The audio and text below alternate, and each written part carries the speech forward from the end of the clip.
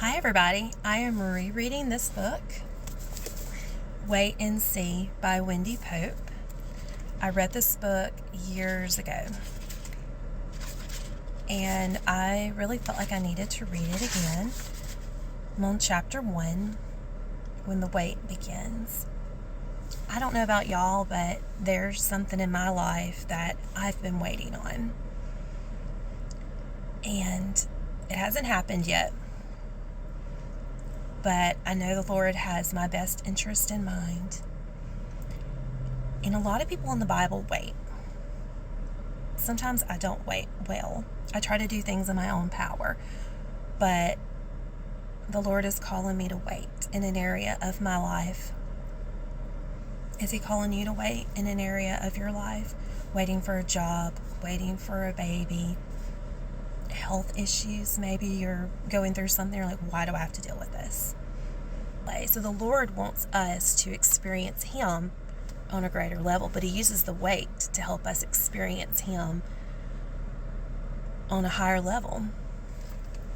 I also I love to underline. Can we collectively agree things turn out better when we wait? You know, sometimes you just like jump in and you do something, you cut your hair, you dye your hair, you start a class, you do something, you just like jump on it. You don't wait and step back and pray. Sometimes it really doesn't turn out the way it needs to turn out. It always turns out better when we stop and we breathe and when we wait. And even when, say someone's really rude to you. I know we're adults here, but say someone's really rude to you and you immediately snap back and just tell them off. We've all done it. Wait, take a breath, and wait. Without realizing it, we exchange the person of our faith for the object of our wait. That just means that we're more focused on what we're waiting for than Jesus. I know the word idol pops in my mind, like you're just really obsessed, like getting this done. I'm tired of this wait. So you put more emphasis on what you're waiting for than on Jesus. I know. Wendy Pope says there are some waiting misconceptions. Number 1, if I am waiting, I must not have heard God correctly. So many people in the Bible waited for years, like years and years and years for things. Misconception number 2, if I am waiting, I must desire something not in God's will for my life. No, it's just a misconception. Misconception number 3, if I am waiting, I must not be praying enough. It says never stop praying. But just because you're waiting doesn't mean that you're doing something wrong.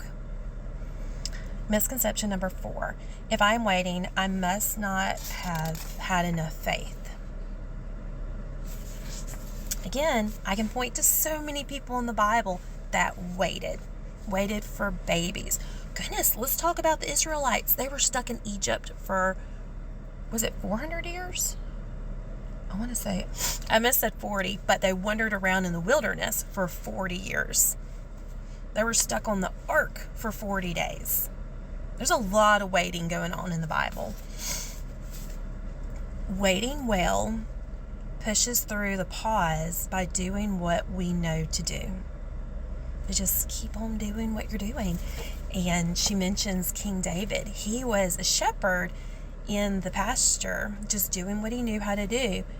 And they came to say this guy came, I think it was Samuel, and said, I need to see all of your sons. And of course he didn't think to show him David, because David was the youngest. He was a shepherd in the field. But he said, that's the king. That's the next king. But David didn't become the king right away. He stayed in his pasture and he took care of his sheep and he waited well. Oh, it said Noah waited 120 years for the flood. Abraham and Sarah waited nearly 100 years to become parents. Whew. Jesus waited 30 years to start his public ministry. These and countless others waited on God in the wait These and countless others waited on God in the wait, experienced Him in remarkable and miraculous ways. Waiting isn't meant to be a grueling process. What if we view it as a pause or an interlude, a place we can experience the peace of God while He works in us so He can work through us?